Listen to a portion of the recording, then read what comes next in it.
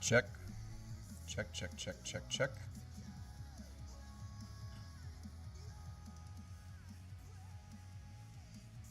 Check, check, check, check, check.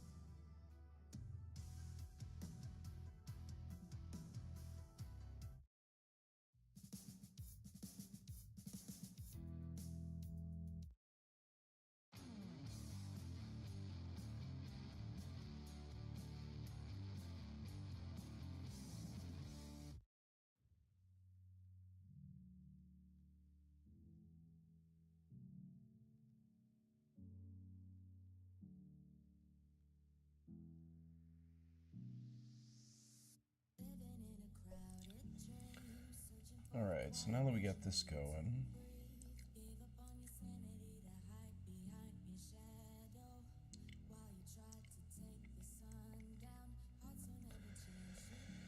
so it is good to be back. It's good to be back streaming. It's a productive trip to Pittsburgh. I'm talking about that tonight. I'm talk about what's next. What is the potential for the format now that Mega Evolutions is about to hit the shelves this weekend and is going to be street legal. So, a lot to talk about in regards to that.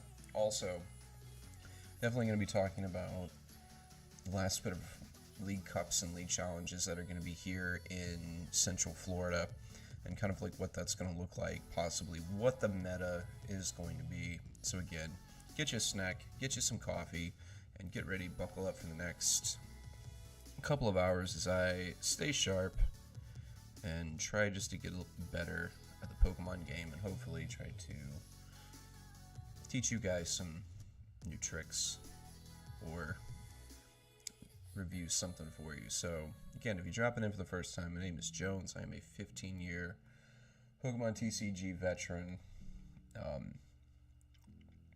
A lot of my accomplishments were before the Limitless era, so you look me up on Limitless. You know, I've only got two top 256 finishes, but besides that, I have a top 4 regionals finish, a top 16, and 2 top 32s to my name. So, you know, been around and I've had quite the accomplishments, but, you know, I'm going to change that. This weekend got a top 256 finish in Pittsburgh, playing good old Terra Box like we always do, and think this is the one, yeah. This is the list that I ended up settling with and what I ended up going for as far as my list that I played for Pittsburgh. So one thing that you definitely will notice that is different from most of my Terra Box lists is the inclusion of Iron Leaves. The more I thought about it, the more it made sense to play this, especially like if somebody plays Ethan Sudowoodo or they play Maractus, or you've already used your Professor's Turo and you just can't get to your air balloon quick enough, or the air balloon's on another Pokemon. The Iron Leaves ability, the Rapid Vernier, allows it, if it's played from hand onto the bench, I can immediately put it in the active spot and move any energy I have in play onto it. So this is like a good panic button, good little panic switch, just in case things go sideways, or, you know, my opponent's playing Grimmsnarl or they're playing Charizard. It's just a good thing to use in a tight spot and in a pinch. So I've got that. In all honesty though, I probably could have just left this alone and played a second energy switch or something again like I had before, just because I think realistically, like, I only ever used like this card once the entire weekend, so like it really didn't make much of a impact. The other thing that was also different from my list is, again, one energy switch instead of two, so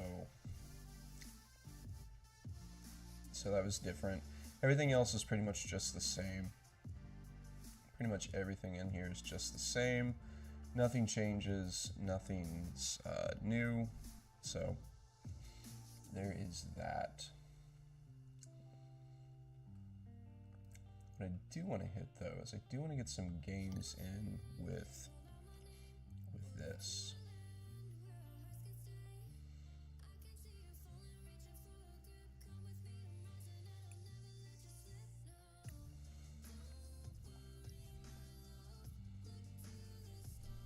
Because it's like, I've got a League Cup this weekend here in my own backyard,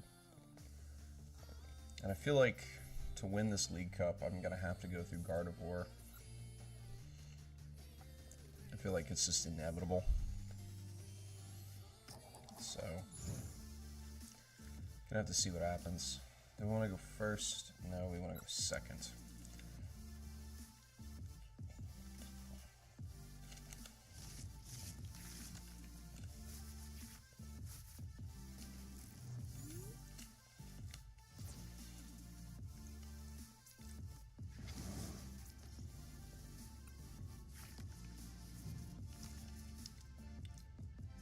Oh, Wug Trio nil. Alright, I can't get too crazy with this. Just hoping they don't play Eric's Invitation.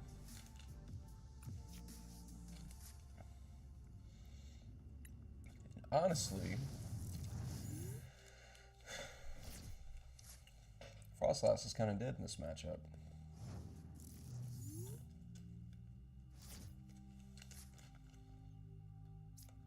Yeah, that's dope.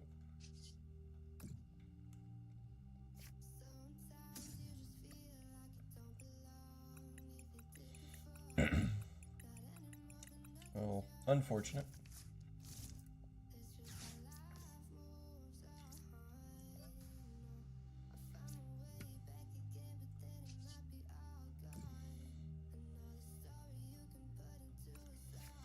I have one more Grunt, but that's okay though too, because I can just go Spike with Rare Candy onto that.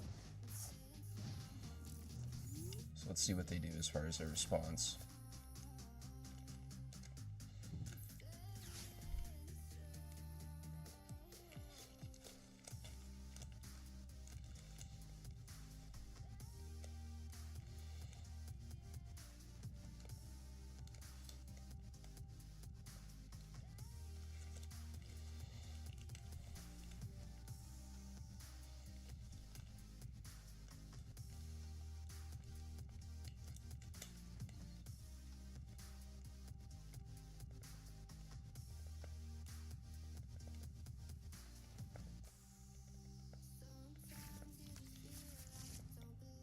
bet they're gonna go into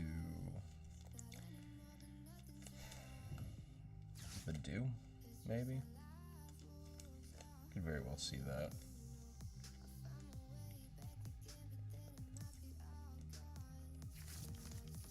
Yep, called it. Called it.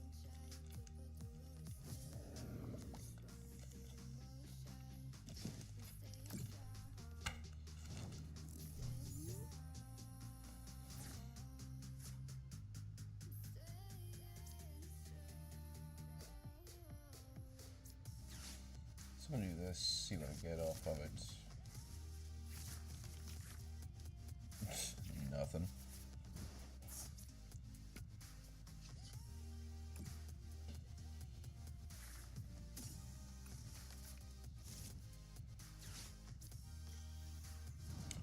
So we'll go to Grim Snarl.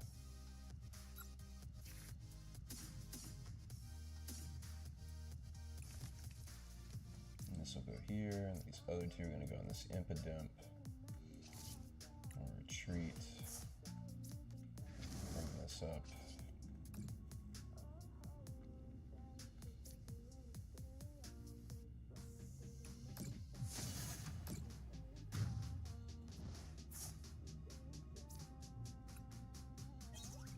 There's the other Morgrim, which I can use if I need to attack with it.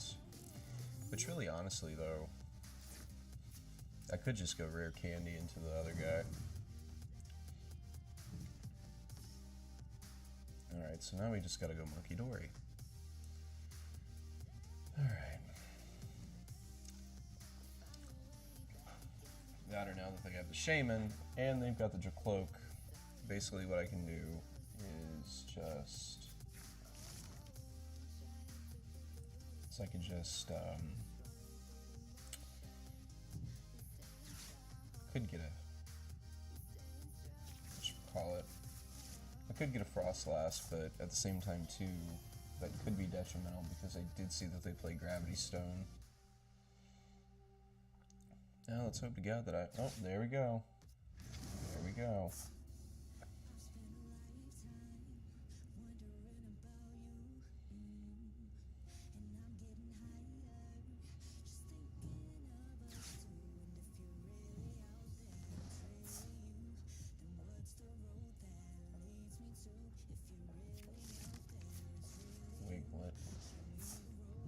The Shaman definitely puts a damper in our problem, in our strategy.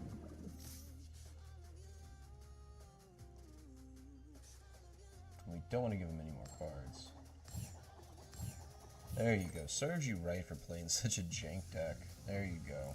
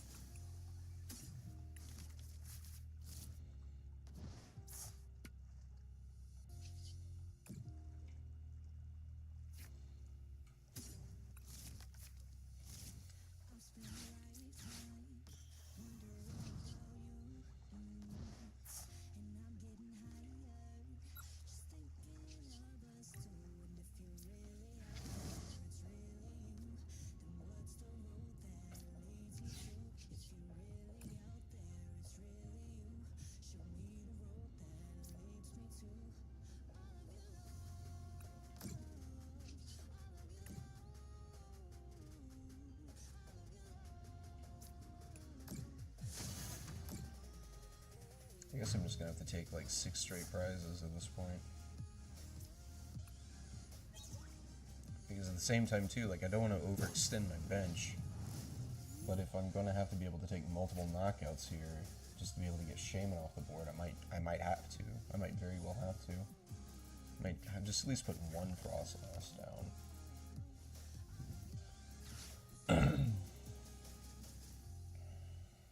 Hassle. I used to know what this guy did. Only use this if it's knocked out. Look at the top 8 cards. Put 3 of them in your hand. Shuffle the others back into your deck. Not bad. Very good card. Very good card, very situational card.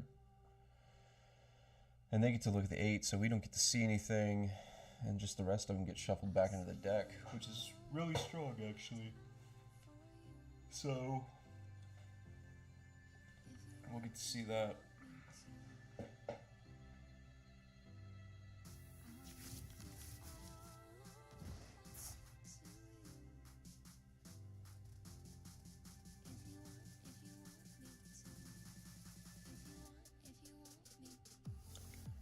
Alright, let's see.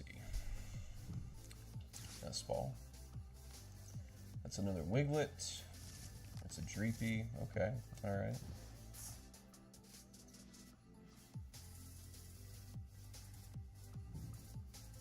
There's the counter catcher.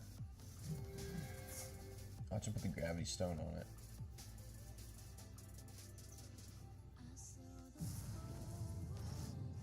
Oh, okay. Alright. I see you. I'm gonna do this.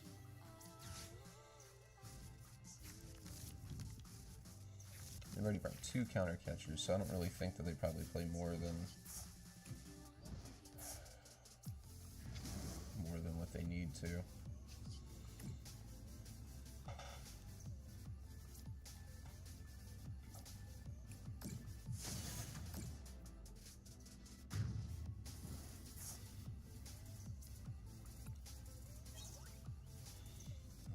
There we go. So then again with this, what we're gonna do is just get a Snow Run down, evolve into Frostlass. Frostlass is gonna start letting us put extra damage on Shaman and Dracloak, so that way we can sneak up on him. Now, it wouldn't surprise me either. Okay, this Artisan makes it easier for us too, and it opens up monkey plays. This Arven could very well be a counter catcher, and it could be a Gravity Stone, which is something we don't want to see. But with the way that they're drawing, you know, we could afford a turn or two, but it's basically going to have to be playing really tight. So there's Sacred Ash, there's the Gravity Stone, like I thought. So which that tells me they have a counter catcher in hand. Or they're going to play Iron Bundle. Alright, there's the Wug Trio. Alright.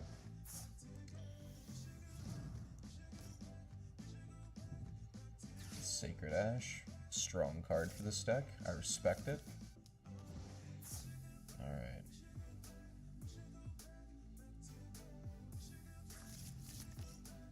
Okay, so now we gotta see what's gonna happen here.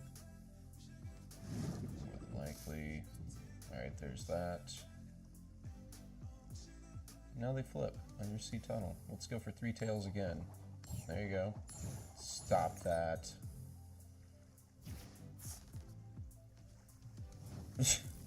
I mean, you guys saw that, right? Like, you saw how bad that was. Like, that was terrible.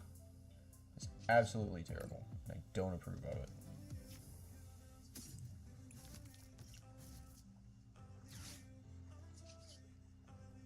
But now we basically just put them in top deck mode.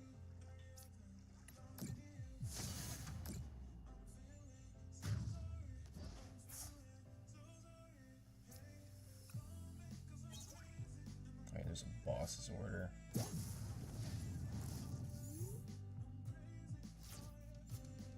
So buy yourself a turn if they try to stall us out. That's probably going to be Badoo. Yep. Recon Detective. It's going to see a card. They're probably looking for boss or counter catcher. They try to get us caught off. Alright, so Neutralization Zone. Alright, that's actually cute.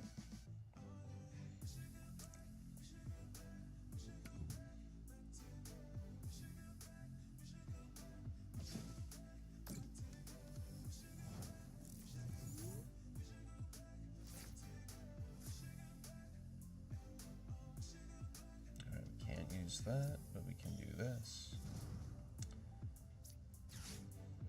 we can definitely do this. Damage done to Pokemon that don't have a rule box. Alright. So now we're just going to make him try to retreat.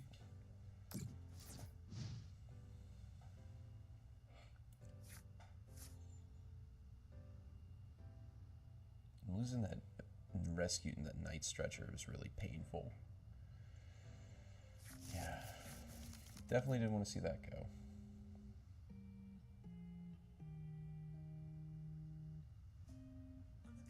And even if they try to stall me out too, so I literally just go Monkey Dory and just start throwing stuff everywhere. Oh, that's even better.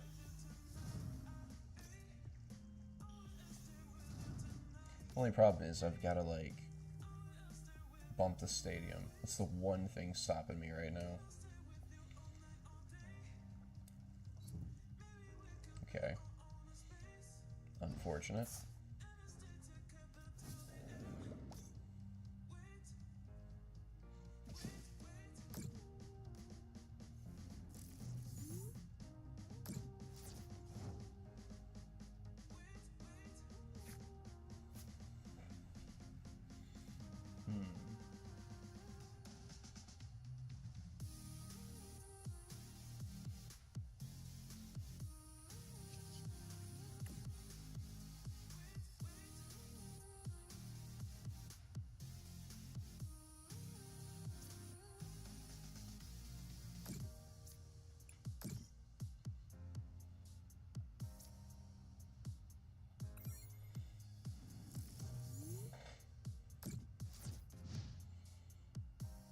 Yeah, so even with neutralization zone, I still get around it with Monkey Dory.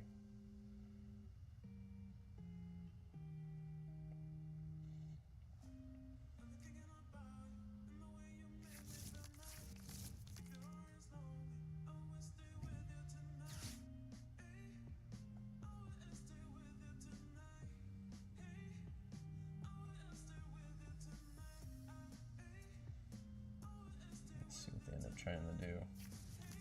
Crushing Hammer. Okay. Alright. I see you.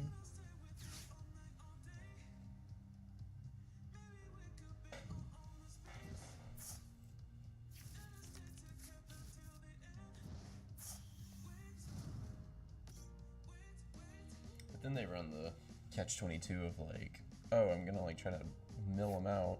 The whole purpose of their deck, but the moment they give me a turn to use items, it's over.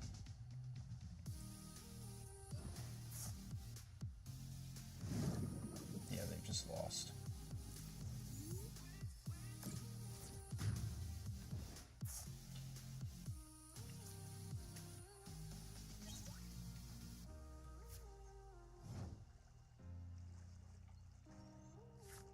See, and this, kids, is why it's important to be mindful of the things that you bench down. Because in that case, like, it was cool that they were trying to keep an item lock, but the dangers of that is that with a Monkey Dory in play, like, Badoo just becomes really, really risky after a while. And, you know, normally in that situation, like, I don't want to, and this thing has been, like, not letting me get into Arceus League, but normally, like, what'll happen is you find yourself in these situations where you want to, like, it's an easy knockout, it's an easy prize, but it ends up causing you a lot of problems. Like, Counter Catcher goes on board, Reversal Energy goes on board. Like, there's so many things that, like, go live, like, when you try to take an early kill, if you don't need to take it. And specifically with a deck like Grimmsnarl, like, honestly, I'm just gonna save that. Ooh, this is rough. Okay, this is rough. Okay.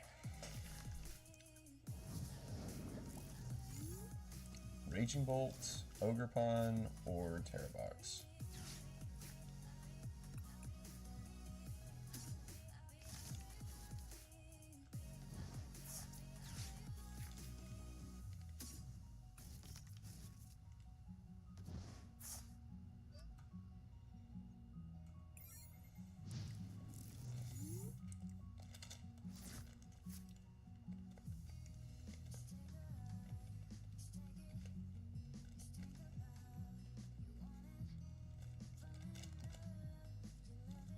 Tempted to go straight to Grimmsnarl. Very tempted.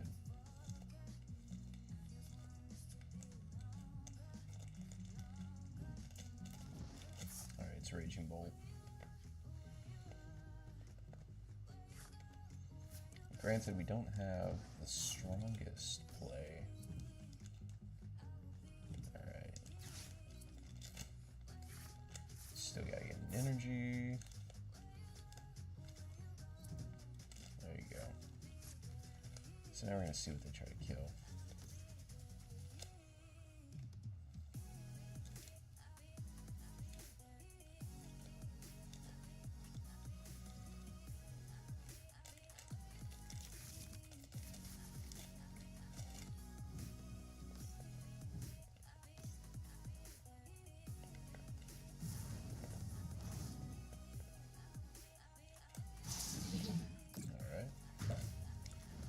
So there's that.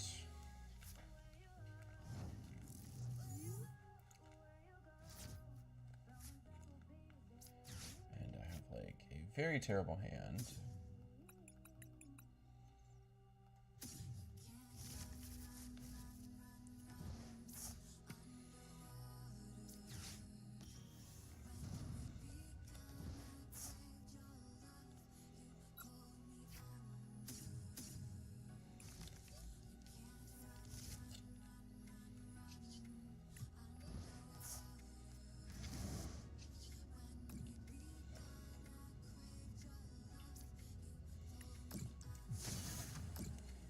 Alright, now we just gotta... Well, there's really no, like, pretending. Like, I know what they're gonna do. They're gonna go right into an Octowl next turn. And we're gonna see Crispin, and we're gonna see Earthen Vessel, and they're gonna knock me out with Teal Mask. Which then gets weird because I'm gonna be 2 energy short on a Blood Moon knockout. Yeah. Yeah, this was just a very unfavorable start to begin with. Yep, there it is. Wow. It's not like I didn't know what you were doing. Jerk.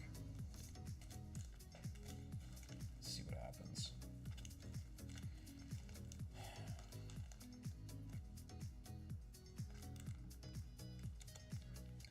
I mean, anything, we just Iona them to 3, and then just try to rebuild the board.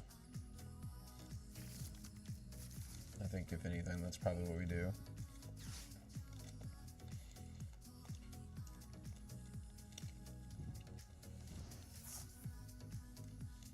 Yeah. It's crazy.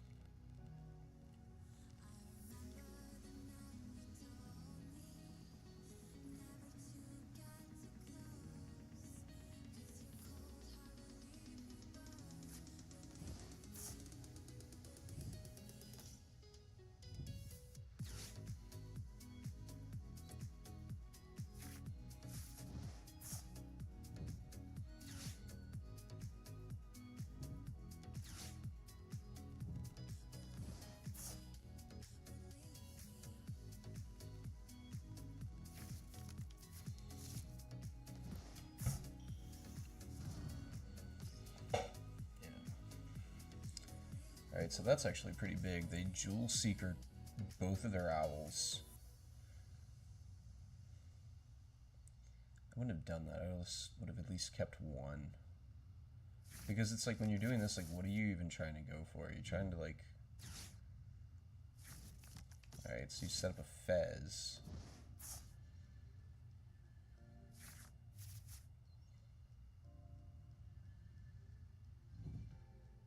And they put a cornerstone, which is cute. There's ways around it.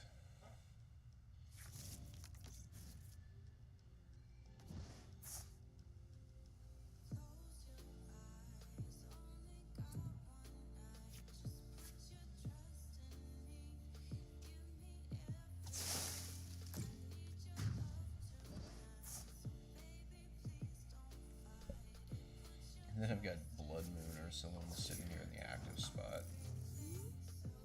Perfect. Absolutely perfect.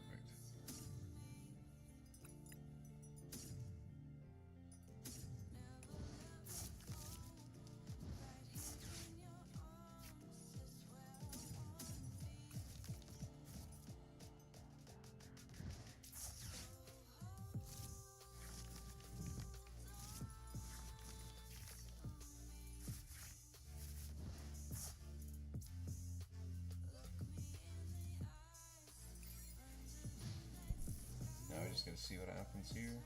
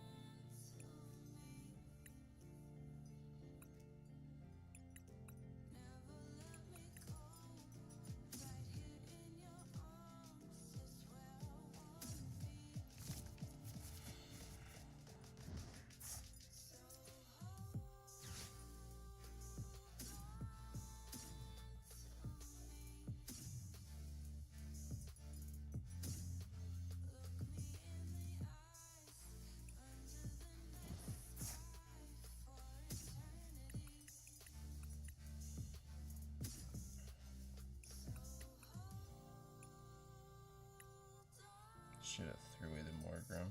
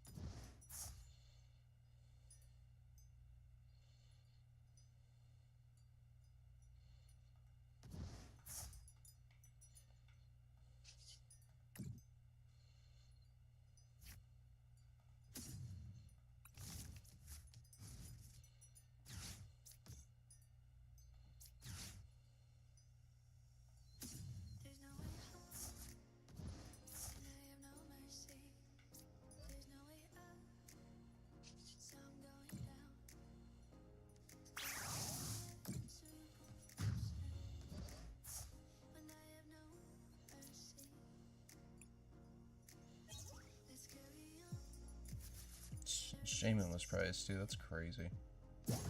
It's rough. It's like genuinely rough. Trying to make a comeback here. It's gonna be kind of hard to do. They've got the cornerstone there.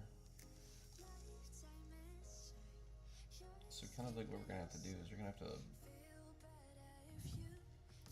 counter catcher around it.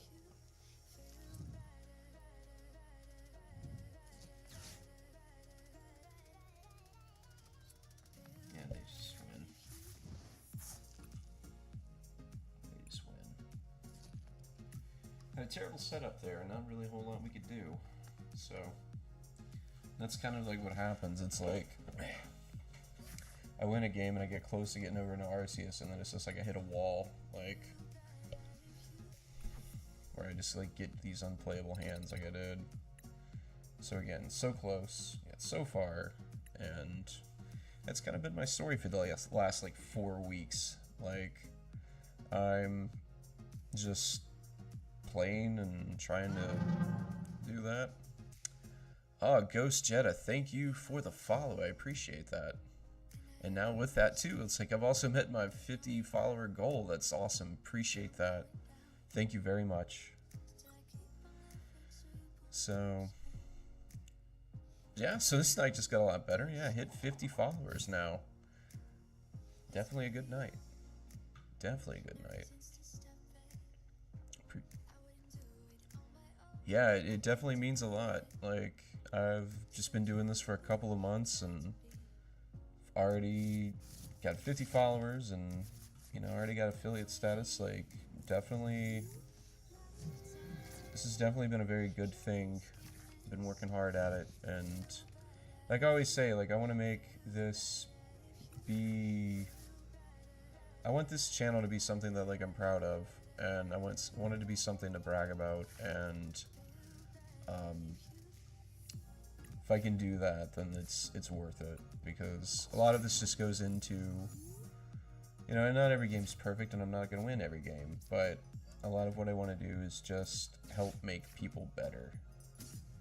And if I can even just make one player better, it's worth it. So, there we go. So by following, by sharing, these types of things, it definitely gets eyes on the channel, it gets eyes on the stream. And the bigger the streams, you know, the more impact it has on the community. And that's awesome, you know. Yeah, I appreciate that. Yeah, that's good. Oh, good. Okay. So the Scatterbrain, just from trying to read chat, figure out what I'm doing. So I'm playing against Don Fan Mill, or not Don Fan Mill, Great Tusk Mill.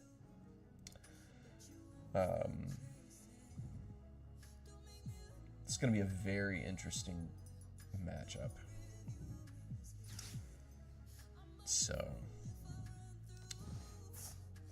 the thing to pay attention here is just seeing how fast they're throwing away cards.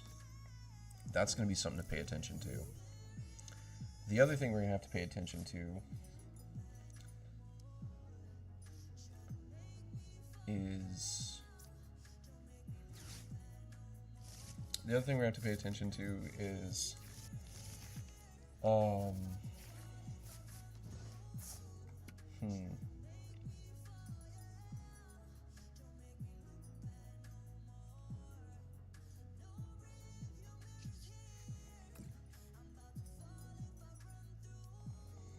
We're going to have to pay attention to our bench, and we're going to have to pay attention to their board state.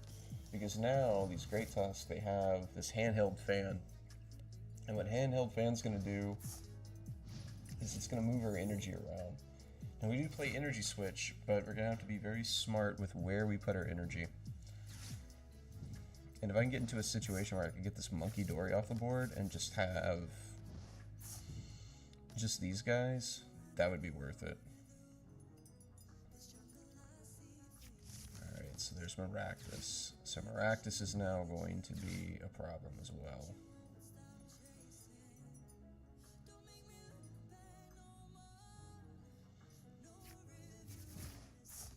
Crazy. You just see how fast they're just blowing through everything right now. What they're trying to do is they're trying to find a Dunsparce, so that way they can get this guy out of the active spot, because that is this ability that says draw 3 cards and then shuffle the Dunsparce back into the deck. But then they're going to do that, so it is what it is.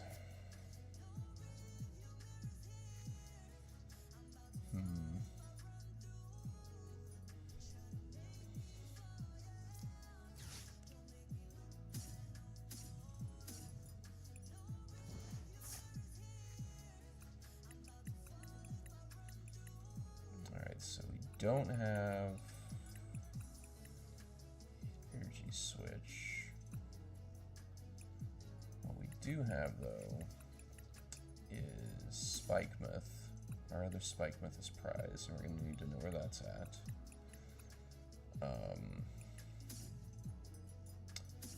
This should be important.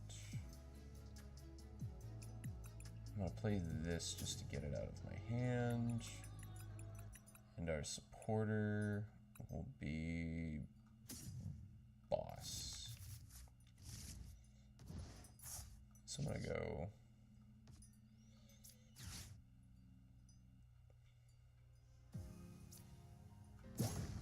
boss, retreat, bring this guy up. We're going to go here, attach return.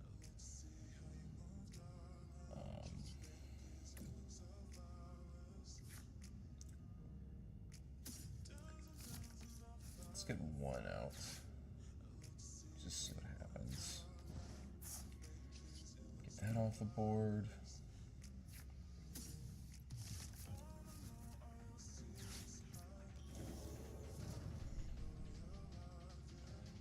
So we're going to punk up.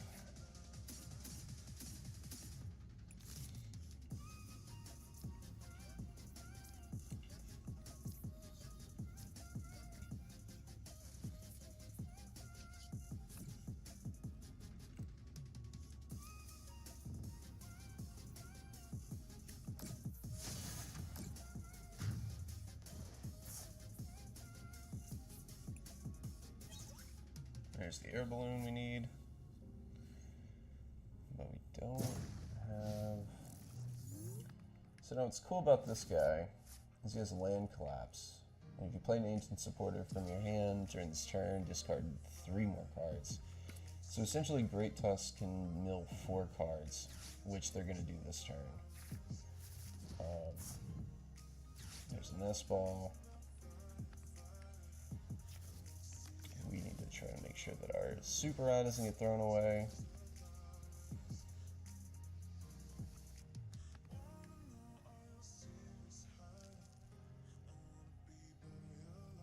Going to be tight to see what happens. We know that they're going to collapse. There's the counter catcher. Thankfully, we play air balloon. Pal pad.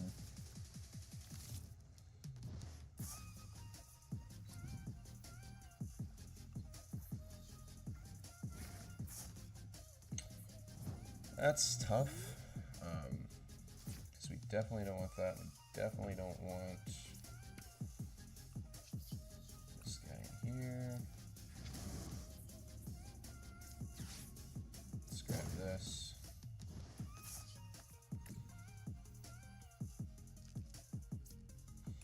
And I'm not putting anything on the Dunsparce because all he has to do is just evolve those guys, and all our hard-earned damage is gone. And the only situation where I would be putting damage here is if I knew I could knock them out in the same turn that I put the damage. Alright. Down in the store. Cool.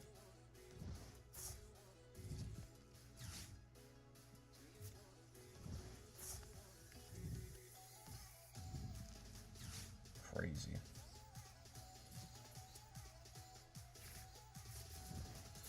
So what's even weird about this though is like, even though they're trying to mill me out, I have more cards in my deck than them. So now this is where it's going to get interesting.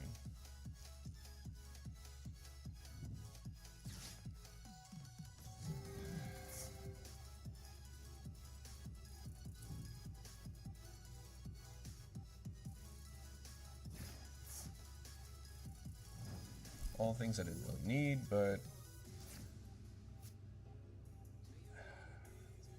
would have loved to have been able to grab the super rod. Just hopefully now I need to keep that in there.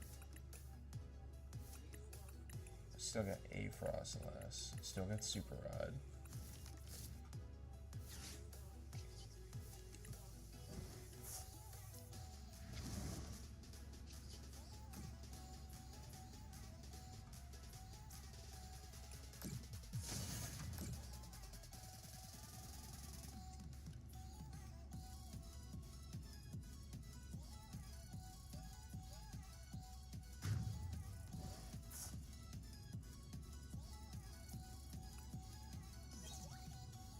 So now the Spike Mythogem I'm gonna have to hold because I'm pretty sure they play Neutralization Zone again, which is going to make it where Grimmstomp can't do damage to a Pokemon.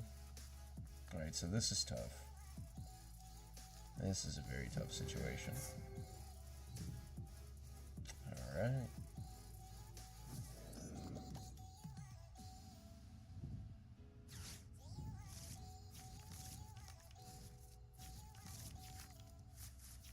I can't remember if this list plays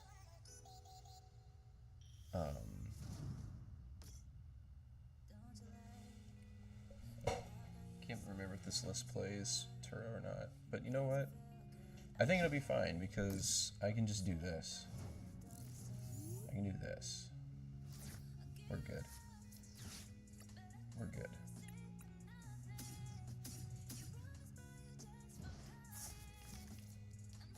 Now normally I don't condone this type of behavior, but you know what? I'm desperate. So I'm gonna hold on to this. Still didn't grab Frostlass, but I can do this.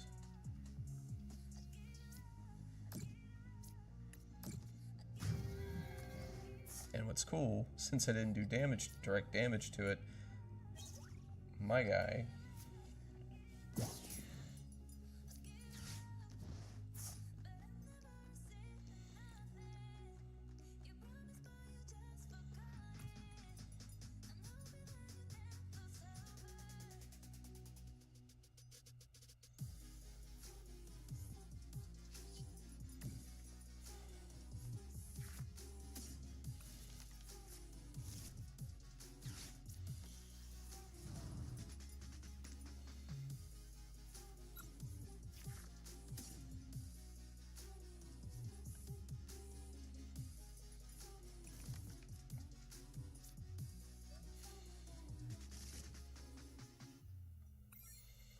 so now it's gotten really interesting. They've got 9, they're gonna have 9 cards in deck, we've got 15. Opponent tried to stop us with Maractus, but putting the snipe damage on the Maractus eventually paid off for us. Like I said, makes no sense to put it on the Dunsparce. There's a neutralization zone. We're waiting to see what they do here. My opponent could play Sada.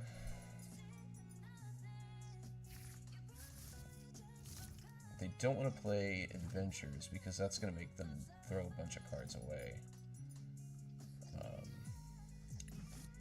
So they're kind of in a weird spot right now. There's an S-Ball. And then basically what they're going to try to just do now is just loop the Dunsparce so they don't ever really deck out. All we have to do at this point is just keep taking knockouts, and we should be good.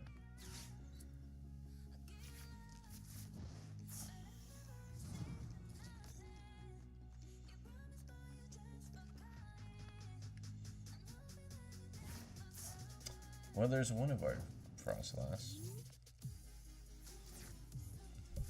There's the other Frostlass.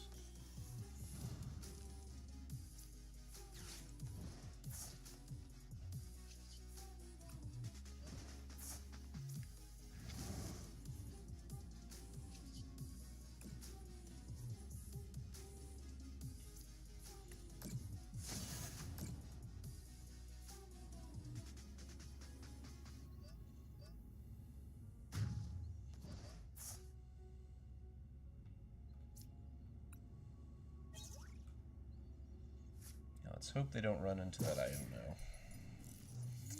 That's going to be weird. Going to be very weird.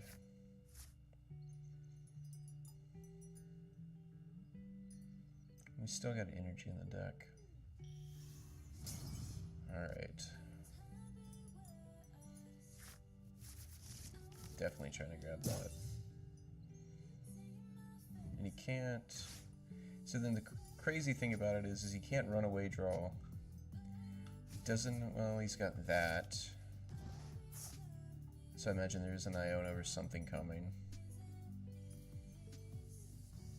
So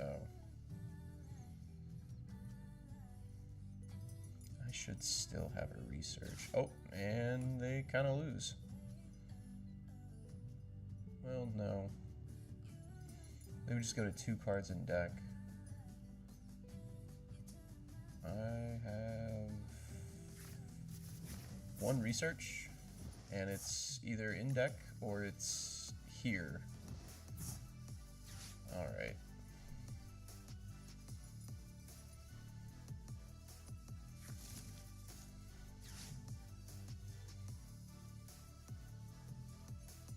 I think as long as I don't, like,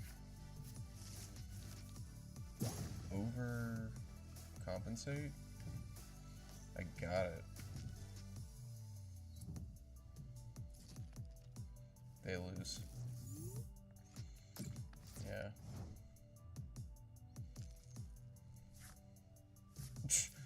Too easy. So there we go. We stayed disciplined and made some smart decisions.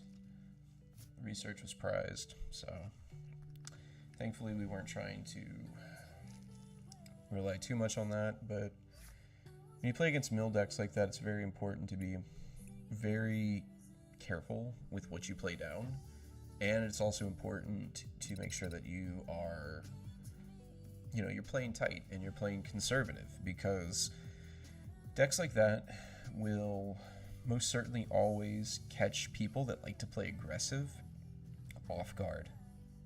It's why you learn as a player to learn how to play composed and learn how to be present when you are playing a game, especially against something like that you're not going to see every day. People will play decks like Great Tusk Mill to league challenges and league cups or online tournaments just because they know that people are just going to play reckless and they're going to play tight. Or not play tight, they're going to play loose. So you as a player, what you have to do is you have to be able to know how to adapt and know when to play fast, when to play slow. And that doesn't mean like you slow play. What I mean by that is that you are actively thinking turn by turn of like, okay, do I put my foot on the gas and do I play aggressive and make them try to match this tempo, or do I need to slow down, be a little bit more methodical, and actually really think? Because there comes a point where your player's instinct, your player's clock needs to kind of just take a moment and chill. So when you play games like that, especially against stuff that you're not familiar with, or it's a matchup with a deck that, like, you know the matchup, but you don't know the matchup with the deck that you're playing really well, it's good to take moments, as you're starting your turn, as you're checking their discard pile at the beginning of your turn, just to breathe and just to kind of just be present. But also at the same time, too, check their discard pile. Read the cards if you don't understand what they do. Don't just assume that, like, your opponent is going to give you the benefit of the doubt, or don't assume that they're going to explain everything to you. Because, again, somebody who's purposely playing a thing like Great Tusk Mill, they don't have... the only thing they have in their heart is malice and wrath. And somebody must have put water in their Cheerios or something, because, like, and I think a lot of that's just mostly my disdain for mill and control. But yeah, moral of the story is it is just be aware of the games, be aware of the game state, and be mindful of it. Hold on a second.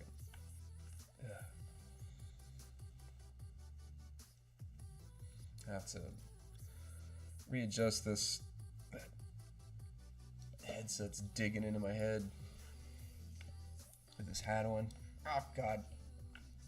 And now my hair's stuck in my headset. Oh, God. Hold on. Oh, God. Oh, my God. What is... Oh, there we go. Ugh.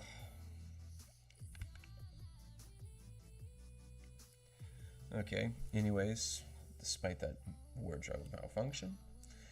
So, Tournaments.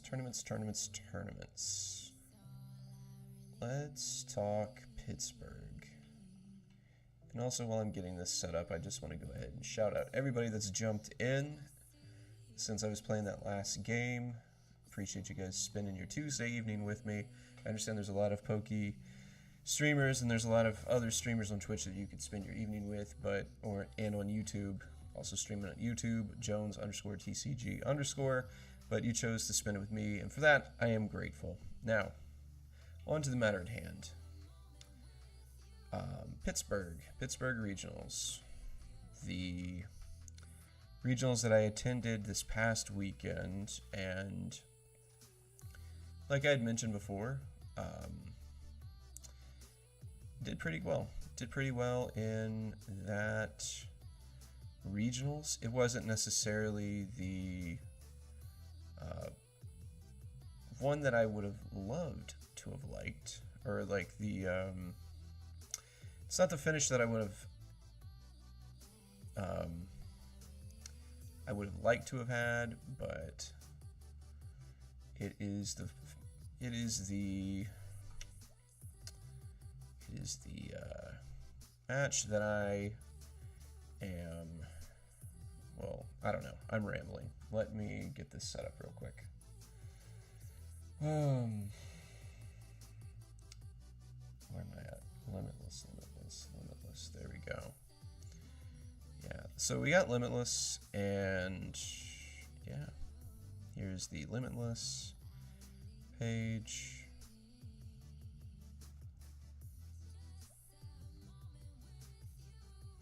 Yeah. Move this up here so that way you guys can see me better. Yeah, there we go. Cool. All right. So anyways, Limitless, we're looking at tournaments. We're looking at the results of Pittsburgh Regional. Shout out to Liam Halliburton for winning the whole tournament. That was awesome. A lot of familiar names here, so not really going through all of it. Interesting name to see back out there again is Brad Curcio. You know, he's mostly when I was getting started was a phenomenal player in Florida and in Houston. It's interesting, good to see his name back in the fray. Then there's little old me all the way down here at 238 with Terabox, netting me 60 championship points, putting me at 147. Yeah. So, all right, that's actually a good question. So with sequencing, it varies from deck to deck, okay? Some decks are going to have different sequences than others. It's not like there's a one-size-fits-all thing that you should do. So I'd say your sequencing even starts all the way to the beginning of the turn, right after you draw for turn. So what I mean by that is that you think about it like this. You draw your card for your turn, you see what you draw. Typically what I'm going to do in that situation first is I'm going to go grab and I'm going to look at my opponent's discard pile. Because as we know, Pokemon is an information game, and the more informed you are, the better decisions you can make as a player, and you can make on a turn-by-turn to a 5-turn basis. However, most people aren't going to check your discard pile. They're not. They're too conditioned to live, they're too conditioned to that, and then they're just not going to do that because they're so fixated on what's in front of them and they're not trying to play the long game. So it's important to make sure that you check their discard pile at the start of your turn. The other thing, depending if you took a knockout or they took a knockout on you, you make sure that you bring up a free retreater, because free retreat doesn't pigeonhole you into one specific Pokemon. Like if you we were playing Grimsnarl just now. Like, if I would have put up something without Air Balloon, I would have been in trouble. Because then I'm having to commit myself to playing a line that I don't want to necessarily play. Now, the other part of it is, too, is it depends entirely on your deck. So, there are things and there are ways that you want to accomplish, and there's things that you want to do, like, just always, and then just, like, based on the board state, that you want to be able to do before you announce your attack. Because again, the last thing we're always doing is announcing our attack, because that ends our turn. So for instance, I'll give you kind of like with Terrabox, and then what I'll do too is I'll also give you something that you can do when you play in person, when you're play testing, that really helps you understand sequencing and the process that a player should be thinking as they play their turn. So like with me, I'm opening up a hand, and if this is if I don't have a 2-prizer in the lead, or I don't have a Wellspring Ogre Pawn. Typically, like, my rule of thumb is I'm going to, and this is if I'm going first, I'm going to try to make a 1-prizer board, so they don't have anything to try to knock out early. Then what I'm going to do, again, if I'm going first, I want to set up my board. I want to make sure that I get a Fan Rotom down. I want to make sure that I get Hoot Hoots down.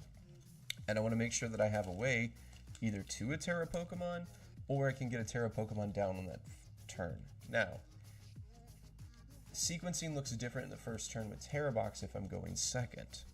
Because then I can play supporters, I can, do different things. So like, for instance, I'll give you an example of this here.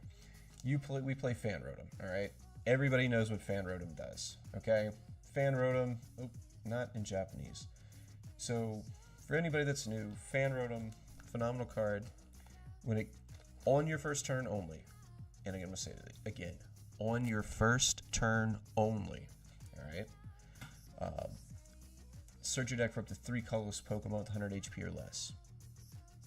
Put them in your hand, okay?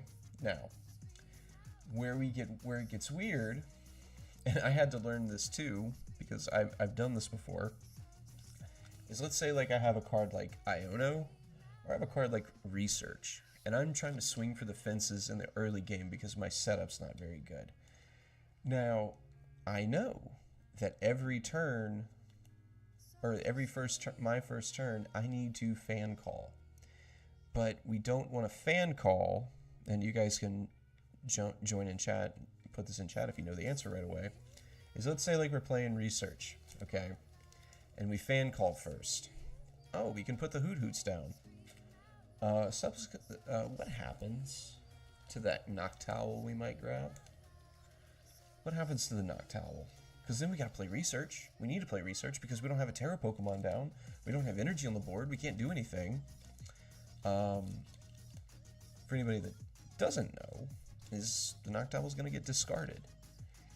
And what you're doing there in that situation is you're doing the sequencing wrong. What you want to do is you want to play the supporter first, then fan call.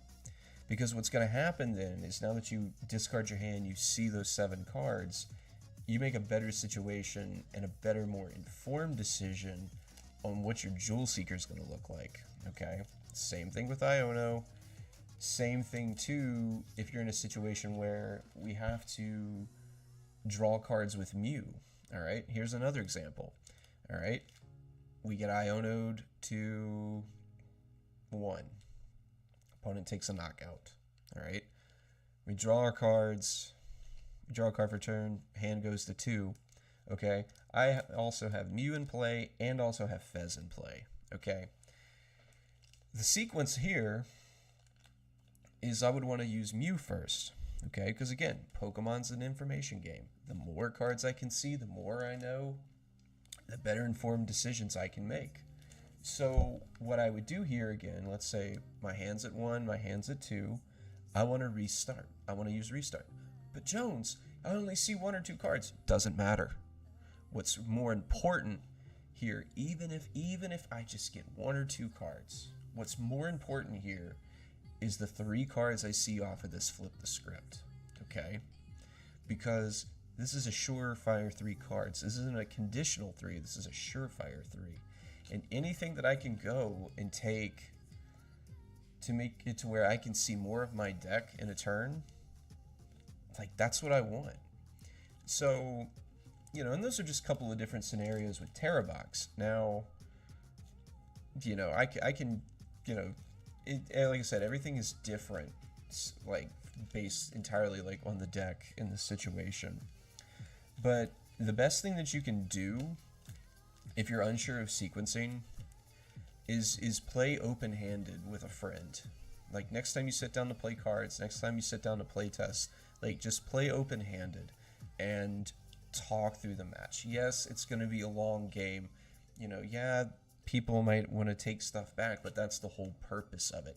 That's the whole purpose of being present in playtesting and having meaningful games, is that, you know, in these moments where you're getting ready for a league challenge, you're getting ready for a league cup, you're getting ready for a nationals or a regionals or whatever, you're taking the time to not only understand your deck, but understanding what all the different little scenarios look like and being able to talk through them. Because it's one thing just to, like, sit down and play and, you know, do all that stuff, and that's fine. But what we don't want, though, guys, is we don't want to just be mindlessly playing cards and not understanding the ramifications of the turn-by-turn decisions that we make. So, to sum it all up, sequencing varies by deck, varies by situation, and the best way to really truly understand it, you know, is keep playing. If all you can do is on the live, do it. That's totally fine. But if you get the chance to play in person, do it. And talk through those games, talk through those matches. Don't just, you know, play mindlessly. So, yeah. So, Bricky, that's kind of a long-winded answer to your question, but, you know, that's a very good question, and that's something that, like, a lot of people don't, they don't really know how to know. But then, like, with the how to be less predictable, the unpredictability comes with, and see, and that's, like, the thing with, like, unpredictability, is, like, you very well could think that you're being predictable, but your opponent may not be that. So, like, I played somebody a couple weeks ago, and, you know, I was on Terrabox, and I set up checkmate by putting a Pikachu down, and I put Crystal down on it, and they were playing Raging Bolt. They had already used all of their stretchers, and they had already knocked out their Slitherwing earlier in the game. And the guy was so fixated on knocking out my Clefairies that he didn't realize what I had done. So, you know, and the other thing about, too, with, like, predictability is like, sometimes predictability is a good thing. You know, you're making optimal plays. So, you know, I wouldn't take it too hard, and I wouldn't take too much offense to it, or I wouldn't be bothered too much by it. It's just more of, like I said, in a roundabout way, understand the situation and understand that, you know, it's not this one-size-fits-all thing. Like, every deck has different objectives on a turn-by-turn basis. So, there's that. Yeah, so, like, looking at this and deck lists, there's the results. Look at the statistics. This is crazy. Most successful deck. Goldango racked up 174 points and made up 18% of the meta share this past weekend. Yeah. It's crazy. Absolutely crazy. So, The other thing I would say with that would then be is like Dragapult. And then, oh man, this is even crazier too. 46 Jolt Goldango, 45 Jolted Terravox. Yeah. Yeah, appreciate that. No problem. Yeah. That's what I'm here for. That's definitely what I'm here for. I actually was talking to a parent and their kid at Bakersfield. If you're ever in Pittsburgh, in like the downtown area, Bakersfield, delicious. It's this taco place, and like they have really good chips and queso. Like everything in that place is good. But anyways, that's neither here nor there.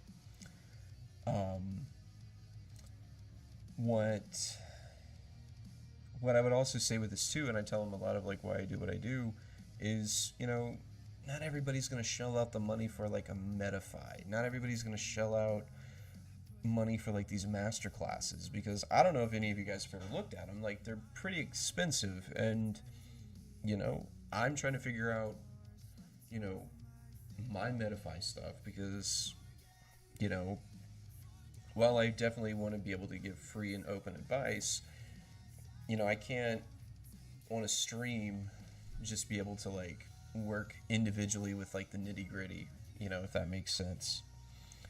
So, you know, I'm trying to work it out, and I'm trying to think about like what's fair, what's reasonable, because, you know, I've been the struggling card player before. So, you know, just being able to like give a space here and be able to teach newer players like yourself how to play better and how to play smarter, you know, that's the kind of thing that like I enjoy the most at this point in my career. Like, don't get me wrong, I'm gonna get that Worlds invite. I'm the best player to never have qualified for Worlds, and I'm gonna get it. But everything else aside, personal goals aside, like, I love seeing you guys get better, and I love seeing you guys perform optimally and perform at a high level. That's what I enjoy. But anyways, back to this Goldango. Yeah, look at that, like breaking it down. Goldango Jolting box. We'll come back and talk about this. 90 Dragapult variants, 70 were Pult Noir. That's because everybody copy stored. And 7 Pult Zard. Gardevoir. That Gardevoir Jellicent, you need to know how to play against it. Like, I played against 2 of them. Lost both of them. Like, just terrible. It was rough. You need to know how to play against it. Raging Bolt. I ain't explaining Raging Bolt. Charizard. Interesting. I love the fact that it took up 5% of the decks played. Terrabox. This is Terrabox. There are 25 of us that played Terrabox. Alright. Loved it.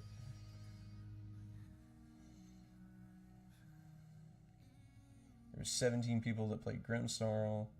16 people that played Flareon. 9. One person played Melodic. Or maybe is this day 2?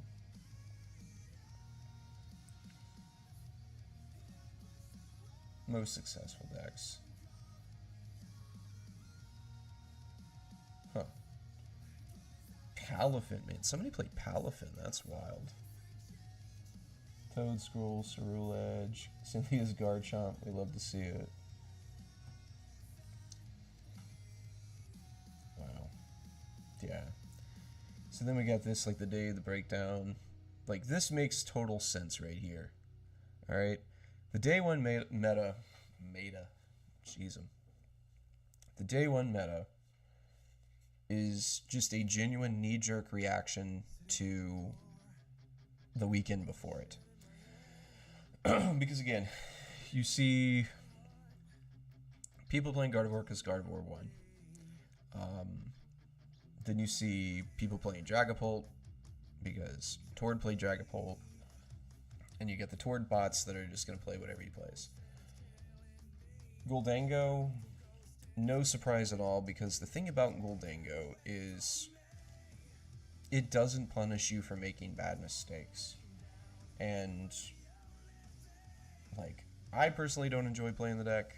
I know people that do, so I'm not gonna knock them for it. But it's like, if I asked for it, if you asked me, it's like you would never catch me playing it. Raging Bolt, Raging Bolt. It's kind of the same thing with like Goldango. Like it's not necessarily brain dead and it's not mindless, but the thing with it is like it's not as punishing on misplays as something like a Gardevoir, Pult Noir, or Terrabox. So there's that. Joltik Dango, or Django as I like to call it. Django being no surprise.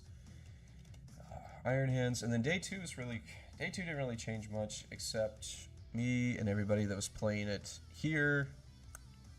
The day two stats. There was the 25 of us that were playing some variant of Terrabox, and there's that. Proud of that. Proud to have been in that number.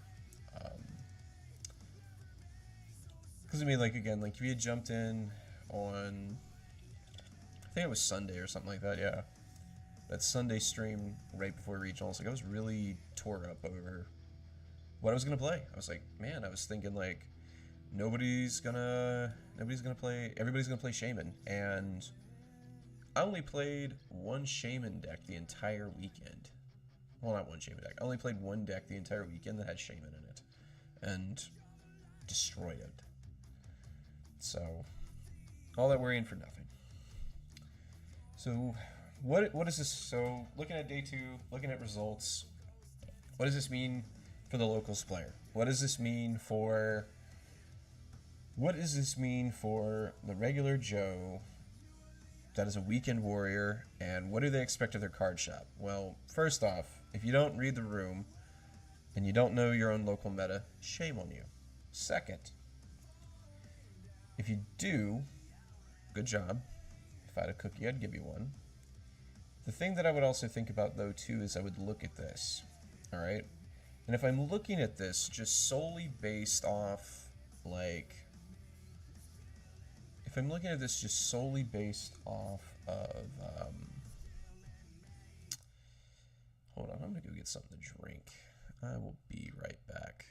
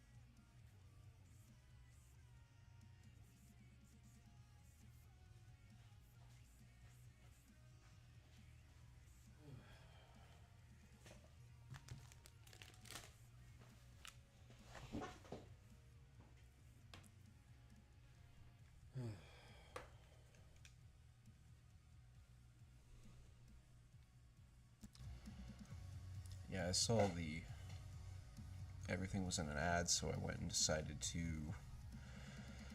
go get something to drink myself. Got a glass of milk.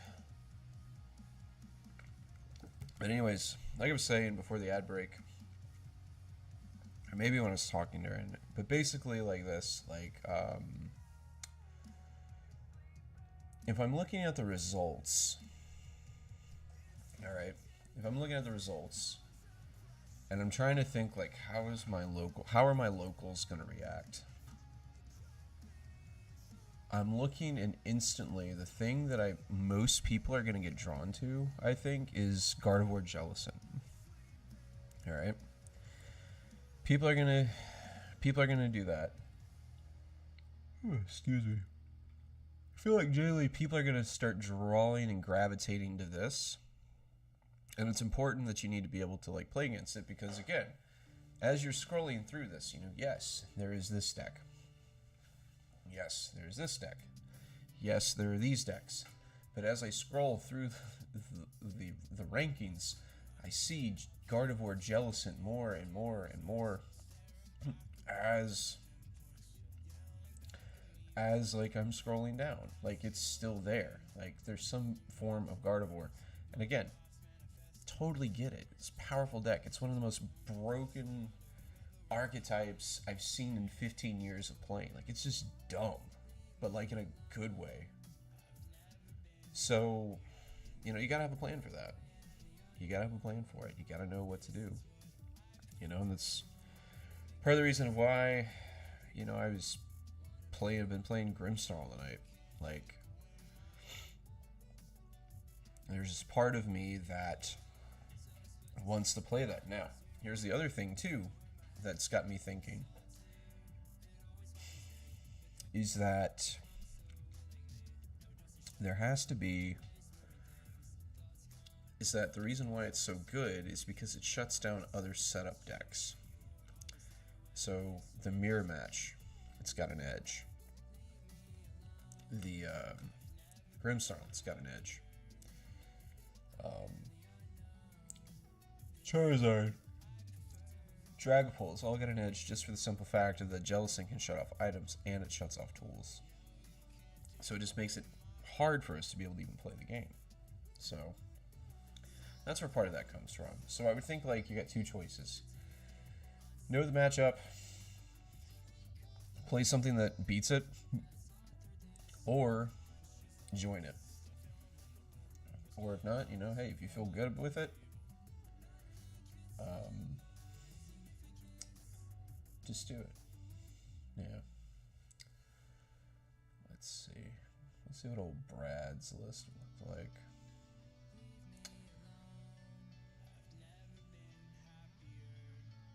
And I'm pretty sure him and Rahul played the same list.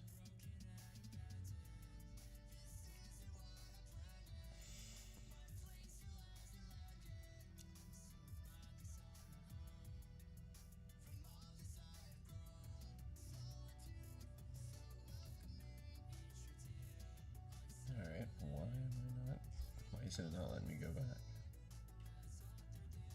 Okay, that's weird.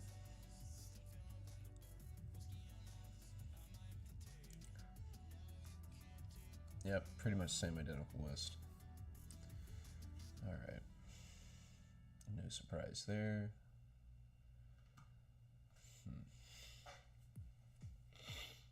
But no. Gardevoir Jellicent, I think, honestly, if you're playing in a League Challenge or a League Cup this weekend, you're going to see people play it. Now,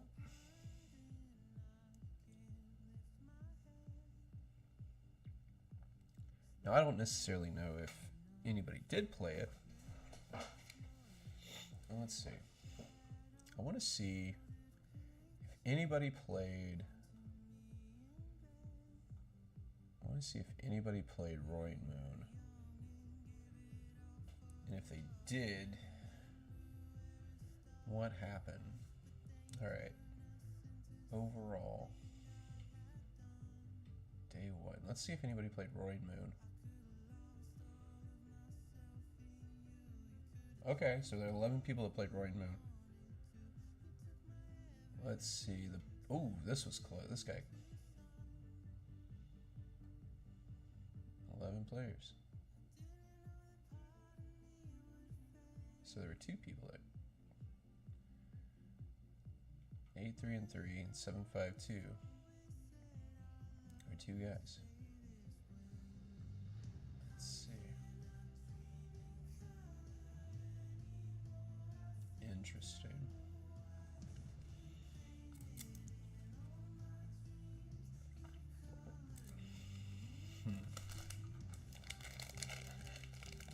So there's a part of me. There's a part of me, alright, that wants to break this bad boy out. Just on the simple fact, I can get donks, I can win quick. I can win quick with Petulant. I can also at the same time do crazy things with Roaring Moon. Yeah.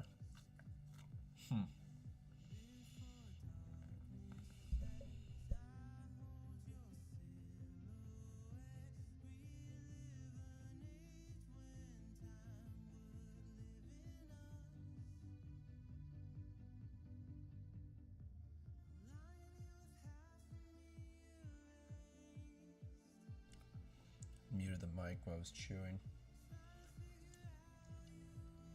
Okay, this is fascinating. 1 Badoo. It's not too bad, especially like if you don't get the donk. That's not too bad.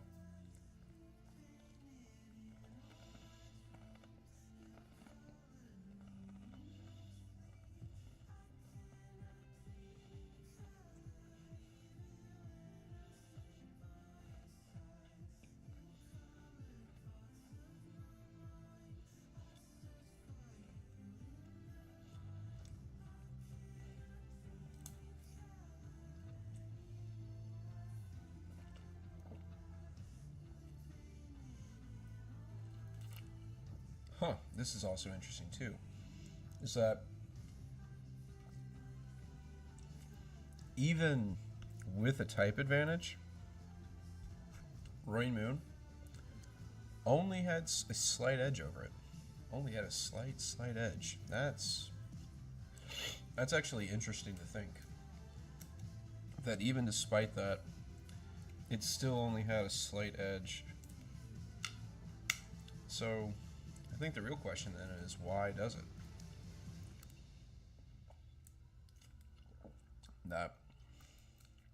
Well, I instantly think that maybe like the first part of it is just because like it's so easy to kill a Roaring Moon without a tool. Like, it's so easy to kill the big moon between monkey dories and everything else. Plus, not only that too, the deck's not as fast as it used to be. So there's that.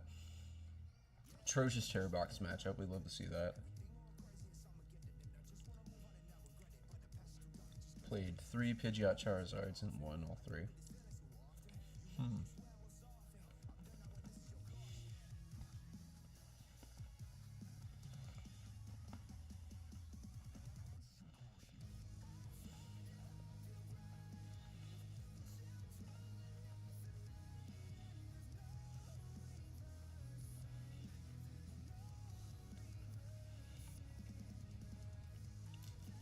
Alright. Let's do the seniors.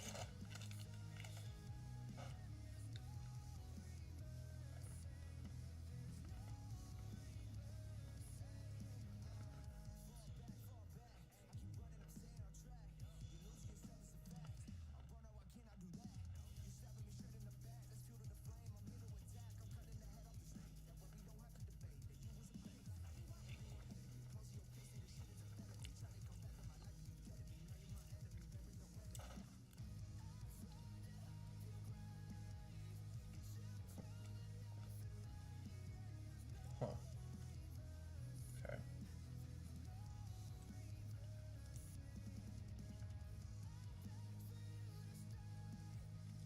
Huh, somebody played Hydreigon, that's crazy.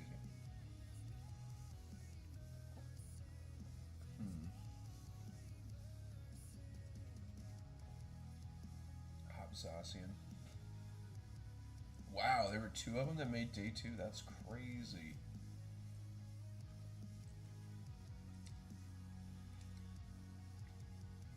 There were two of them that made day two. You know, and this is like a deck that I hope, like, in time, maybe not just like this entire archetype, but I'm thinking that like maybe eventually like this actually gets really good. It's just like I just love this deck. Like there's for a while like right there at the beginning of like rotation, I was playing this with like Iron Valiant and like all of these Jet Energy and switches. So fun. So fun. But it wasn't very good. Yeah, so there's that. That's interesting. Mammoth Swine, that's cool. Tropicals and Noctowl, I haven't seen that in forever.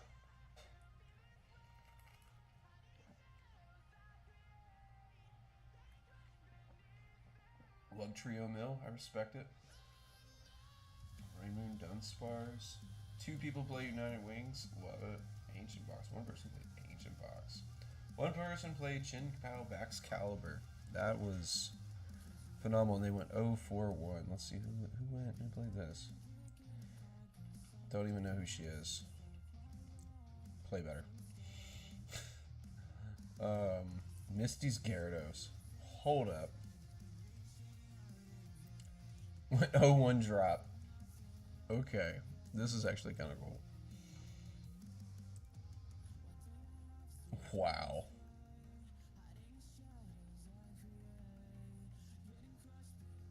That's kind of cool. It's like almost they took a building battle and souped it up.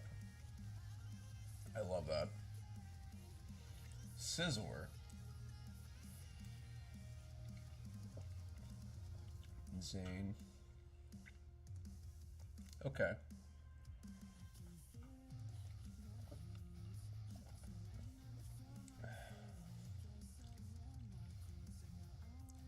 Okay. Okay. Like, I see the vision here with this, like, and I actually don't hate it. Like, genuinely, like, I don't hate it. Like,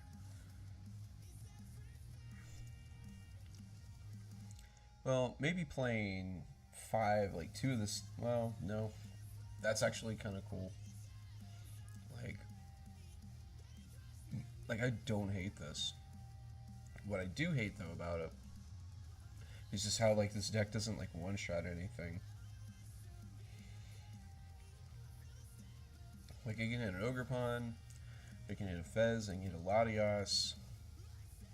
But anything outside of that, like, it would definitely struggle. Ridgeband's cute, Power Glass is cute. Need something to heal. Yeah. Like, I genuinely don't hate that. So, Zane, if you ever catch the stream, appreciate the deck, man. Minimal Frostlass, cute. Okie dokie, love it, cute. Gouging Fire. Ancient Box. Okay. 1-1 drop.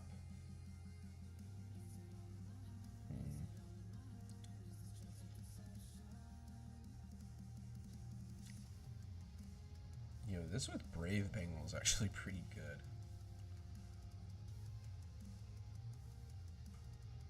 Alright, we're gonna copy this in live.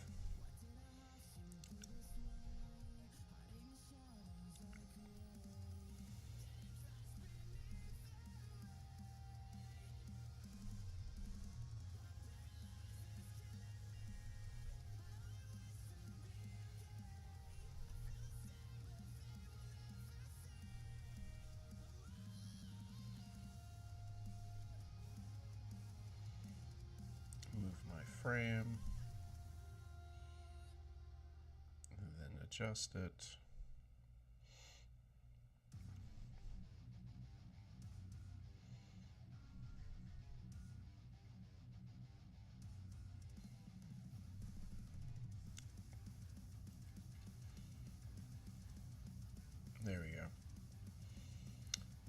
Anyways, let's try out this ancient box.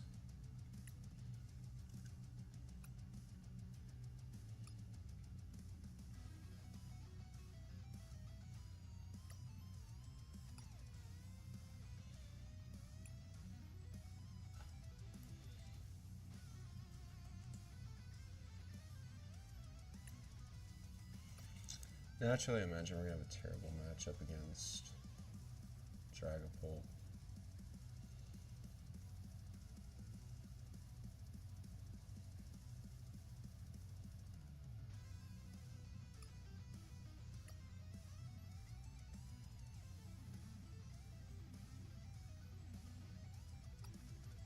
Deck doesn't play any energy switch. Alright, let's at least put something decent on this so it doesn't look bad. There we go.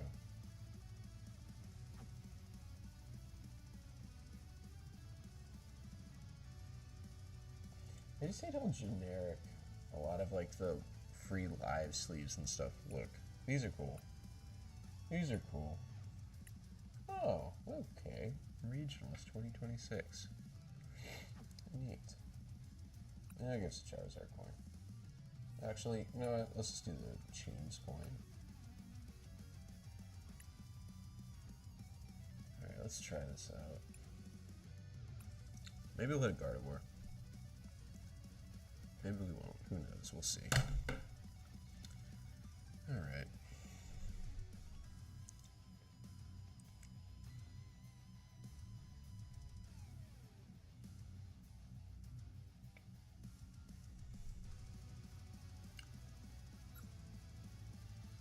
I think I want to go second with this deck, yeah. Definitely want to go second. Now they're going to make us go first.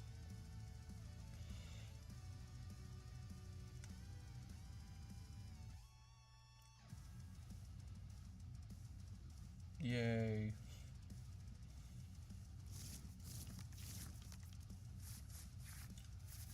Oh god, this is such a terrible hand.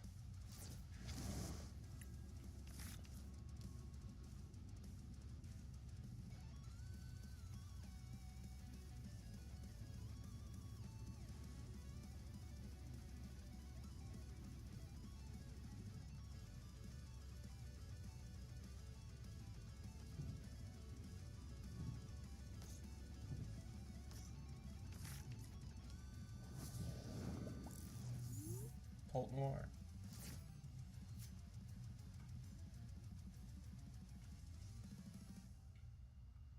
I'm just going to hold all of that.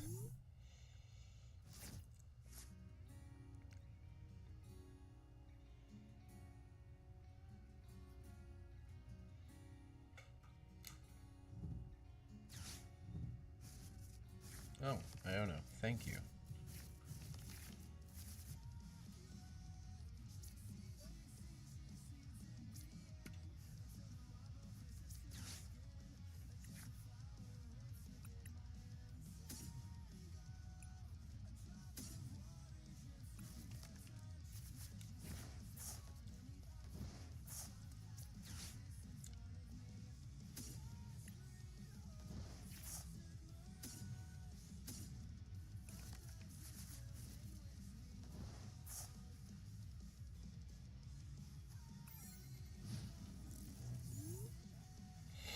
I think Poltmore might actually just be a bad matchup for this deck.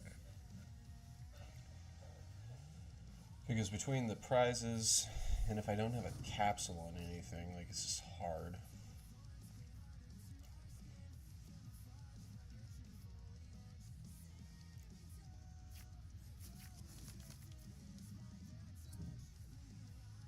There it is. And then if I knock it out, it's just gonna like go and put damage counters on it, so definitely don't want that. I think I want a Sada now. I do want a Sada.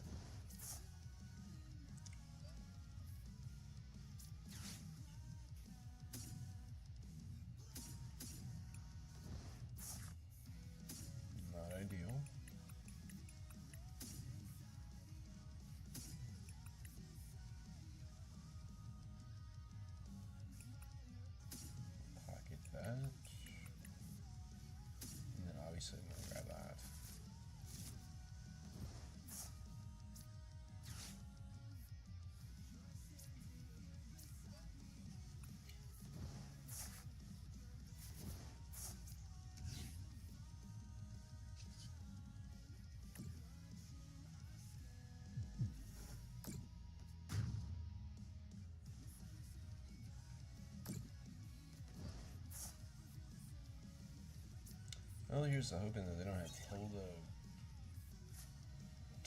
Neon Upper. Because if they have that, that's going to be rough.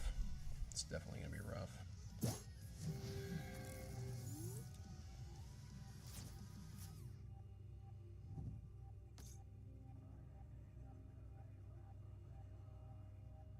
And eventually it's just going to get to a point where, like, I just have, like, I just run out of attackers.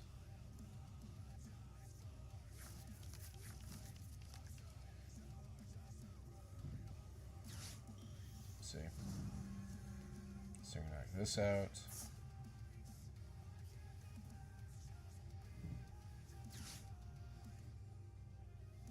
That's going to get on no Badoo. No Badoo. Okay. Interesting. Honestly, like, I'm kind of okay with that.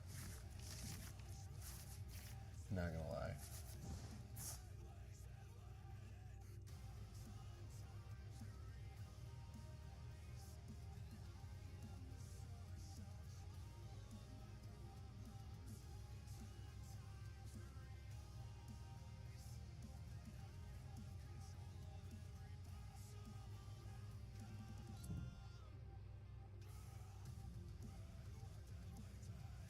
Alright, we gotta check down and kill that cloak.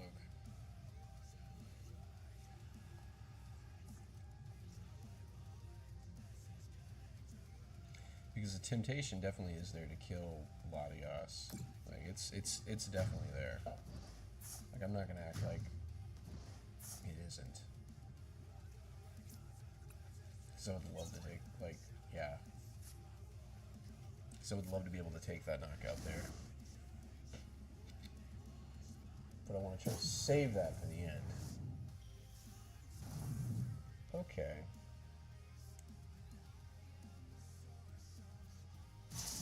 Yeah, nowhere to tell me was out. Oh, hi, Mark.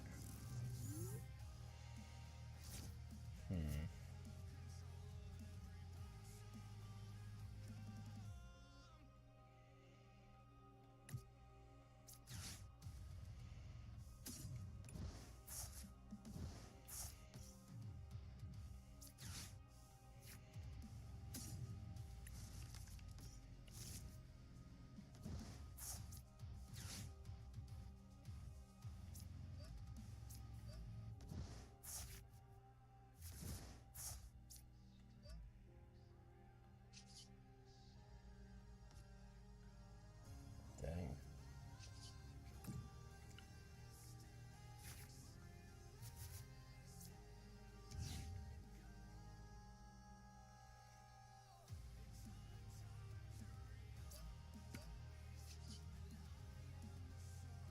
I think I just keep that. I can just two-shot it. And what we just gotta watch out for, though, is the eventual jamming tower that they drop down. They'll play either one or two of them, and then we're gonna see what happens from there. Lucha. So this could be a counter catcher play onto the Fez. Which if they did, I'd be like, hey, that's kind of cool. But if I'm the Dragapult player, I'm looking for another energy. I'm looking for a counter catcher, so they get their energy.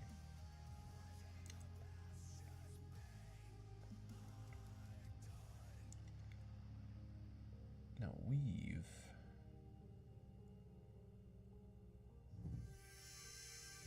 There's the research. We'll see what happens. Last recon.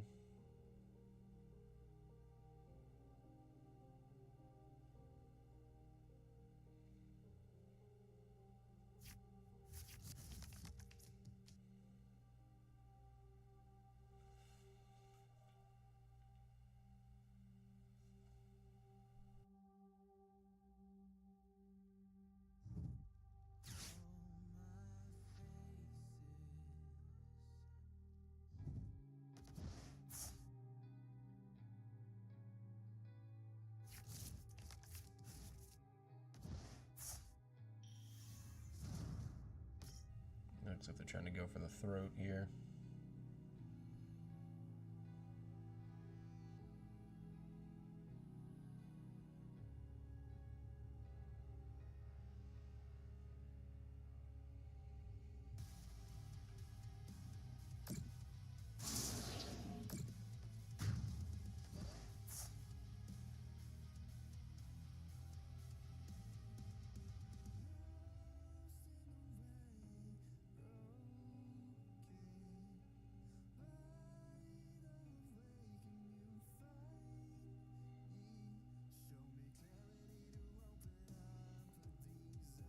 Alright, man, pick your prize. Come on, hurry it up. Hurry it up.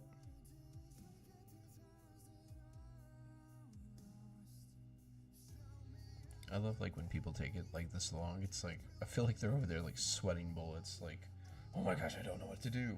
Like, just take your prize card. Dang it.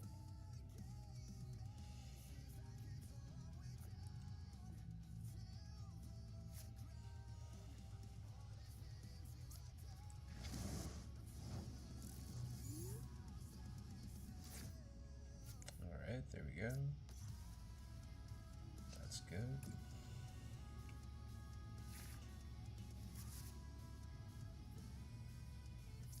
Let's grab Sada. Love that. Do this. I guess I'll go ahead and put Koraidon down too. Just got something else to attack with.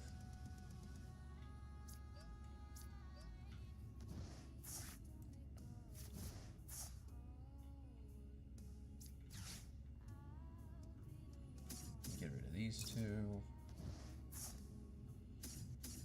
These back in hand. This way we get that ready.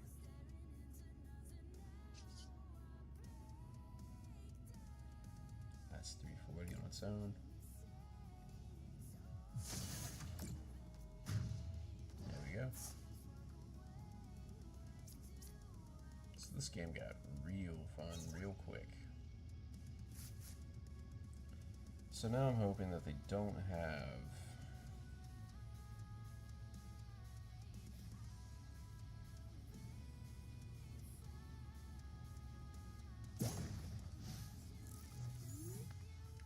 could beat us.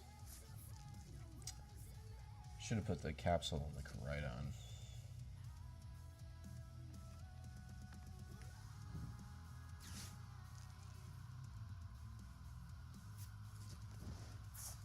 Yep.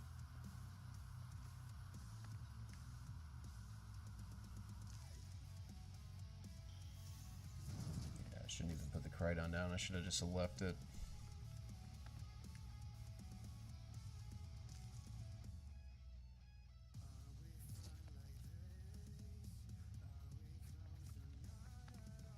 Now what they can do though is they can kill the Koraidon and make me go to 1 and then hit me to an Iono. The biggest problem is they don't have energy and they don't have a Dragapult. So if we can get a turn where they just choke on that counter catcher. Alright, show it to me. Just show me the Hilda. Show me the Neo Upper. Let's get it over with. Now this is how they could also get me. But the weird problem is like, even if you don't have, alright, so there's the second piece of the puzzle. Oh.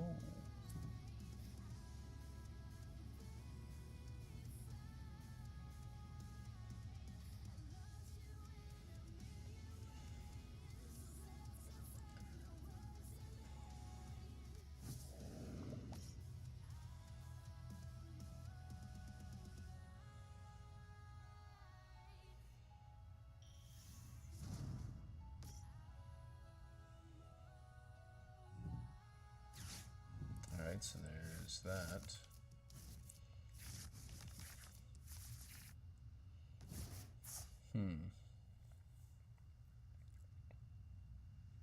Kind of think we just lose at this point.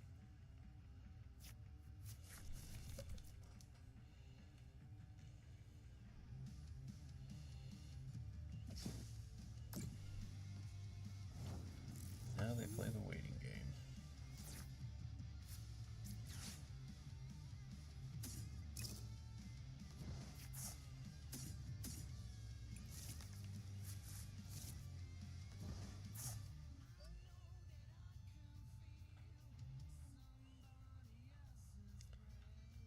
Yeah.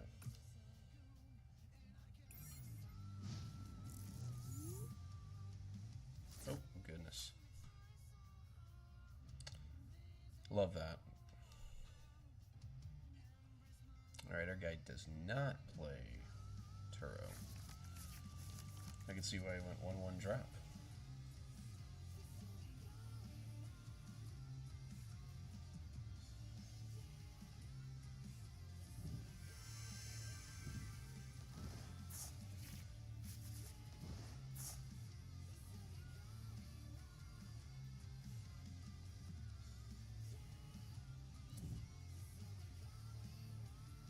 Interesting.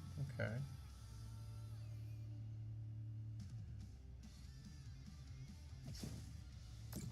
There's this part of me that's like, I'm gonna be able to pull this off. You know what? Maybe so. Nope. Not happening.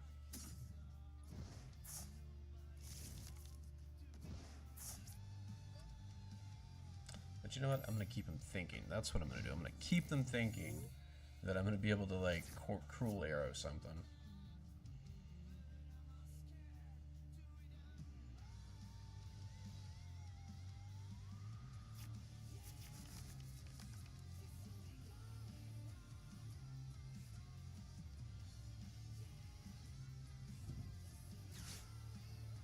There it is.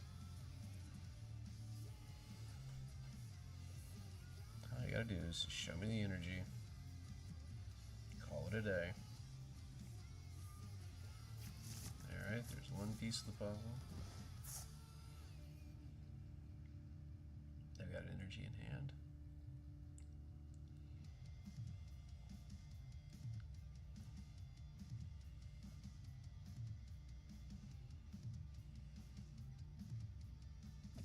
Oh, they continue to corner, so the energy must be here.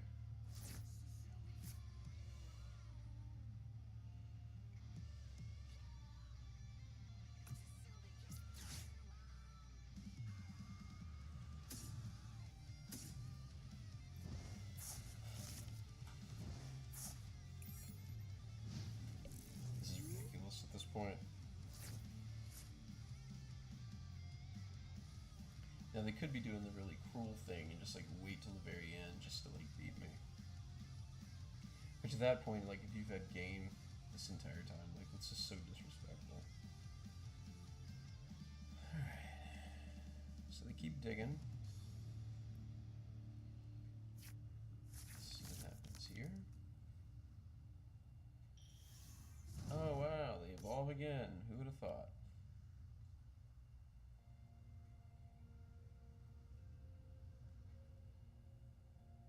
Crazy.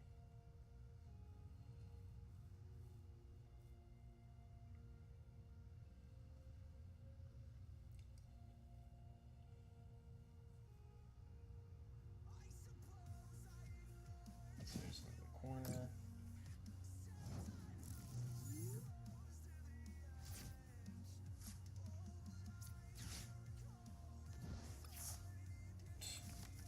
No valid cards. There's all the energy right here.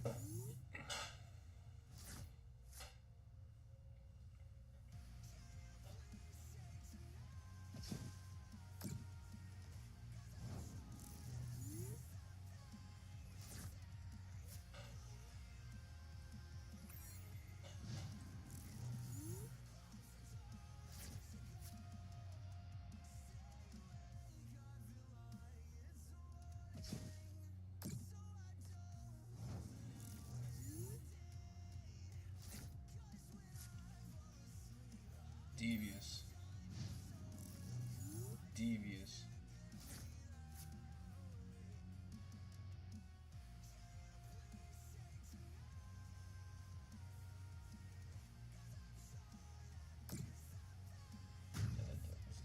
It's like a turret or something.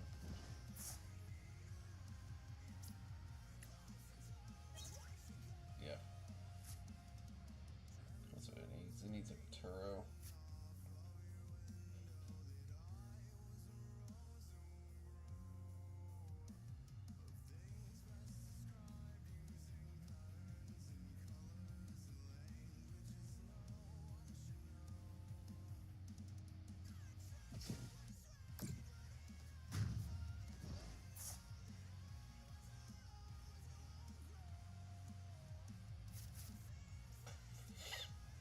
That's insane.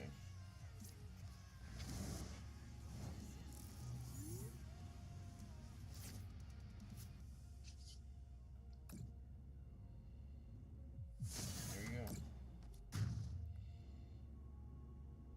So we somehow beat Pulp Noir. How? Don't know. Honestly, felt like I had no business winning that match.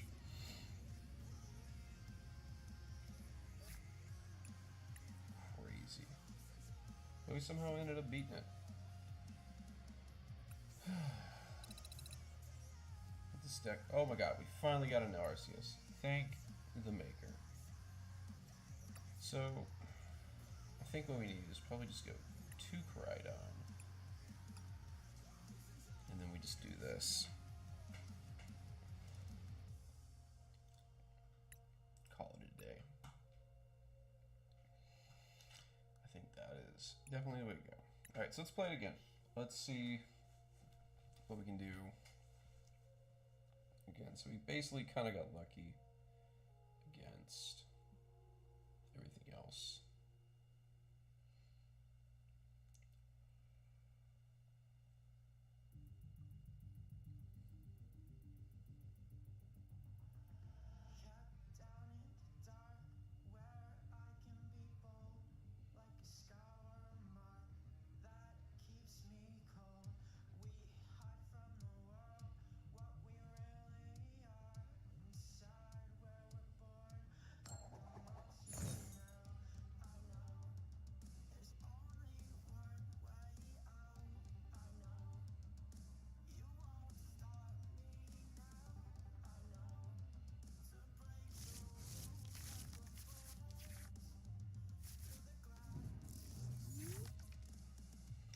Okay, this will be pretty cool.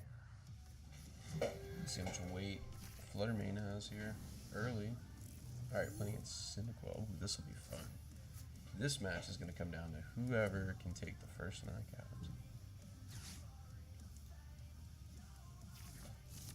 That's going to be big.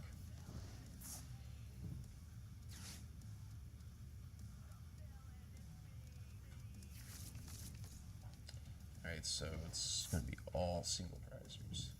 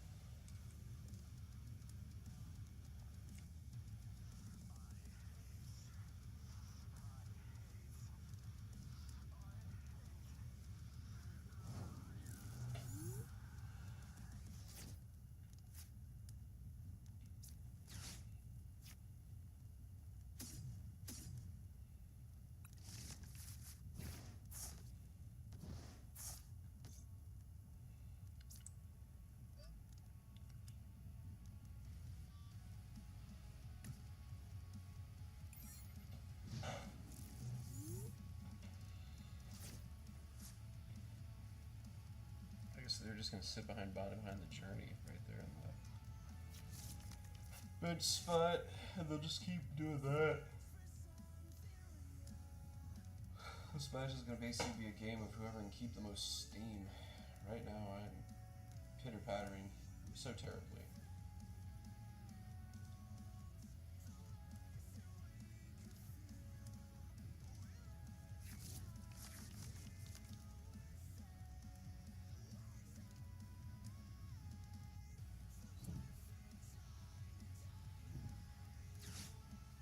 Oh, there it is.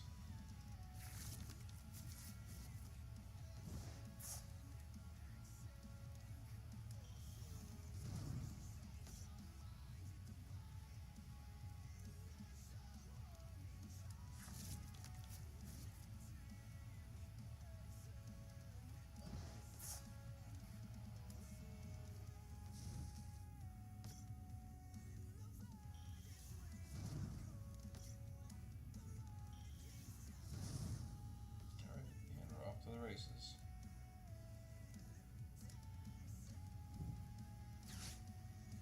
Yeah, I'm not even gonna fuss with that. Yeah. That's crazy. So, I mean, the deck definitely does have some promise. Oh, man. They are losing themselves. Alright. My internet's doing that. Then I need to call it a night. Anyways. Appreciate everybody that stopped by. Everybody that followed. Sent bits, whatever it was. Going to be streaming tomorrow night. Live from Jim Mint Cards. Going to be streaming a League Challenge. That's going to be fun. And then also this Saturday we're going to be streaming a League Cup. So be sure to make sure that you hit the follow, hit the subscribe. Make sure to follow me, Jones_TCG_ on Instagram and Twitter as well, or X, whatever you want to call it. And also on YouTube as well, to be able to keep up with the videos and the streams as they happen in real time, and just to kind of keep up and see what's